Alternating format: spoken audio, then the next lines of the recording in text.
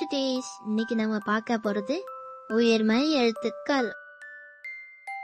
கா காகம், ஞா ஞாவரம், சா சாவி, ஞா ஞாயிறு, டா பட்டாசு, நா கண்ணாடி, தா தானியம், நா நாய், பா பால், மா மாதுளை, யா யாழ், ரா ராணி, லா பலாப்பழம், வா வாகனம், ரா குழாய், லா காளான், ரா சுறா, நா மைனா.